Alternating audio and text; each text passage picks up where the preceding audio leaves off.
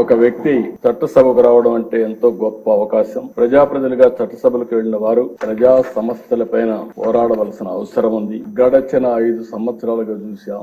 ఇదే కుర్చీలో అంత మునుపు 14 సంవత్సరాలు కూర్చున్నా, అదే అపోజిషన్ కుర్చీలో కూర్చున్నాను. ఆ రోజులు ఇప్పుడు కూడా గుర్తొస్తాయి. ఒక్క రోజు కూడా అసెంబ్లీ సుజావుగా జరగడం గాని, బూతులు లేకుండా అసెంబ్లీ జరిపిన సంఘటనలు లేవు. అదే అందరి మారిగా నాకు కూడా అవమానాలు జరిగాయి. అవన్నీ నేను ఇప్పుడు పోవడం లేదు. కానీ ఆ రోజు కూడా ఒక మాట చెప్పాను. ఇది గౌరవ సభ కాబట్టి ఈ సభలో నేను ఉండలేను. మళ్లీ ప్రజాక్షేత్రంలో గెలిచి గౌరవ సభగా చేసిన తర్వాతనే ఆ సభలో అడుగు పెడతానని వచ్చాను. ఈ రోజు అందరం కూడా దీన్ని గౌరవ సభగా చేయడం కోసం ప్రజాప్రతినిధులుగా మనందరం ఈ సభ ఔన్నత్యాన్ని, గౌరవాన్ని కాపాడవలసిన బాధ్యత మనందరిపైన ఉంది. ఇక్కడుండే నిన్నటి వరకు మీరు ఏది మాట్లాడినా చలామణి అయింది, కానీ ఇప్పటి నుంచి ఆ కుర్చీలో కూర్చున్న తర్వాత ఆ కుర్చీ గౌరవాన్ని కాపాడుతూ మీ గౌరవాన్ని పెంచే విధంగా మీరు ముందుకు పోవాల్సిన అవసరం ఉందని చెప్పి కూడా డిప్యూటీ స్పీకర్ గా వారిని కోరుతున్నా.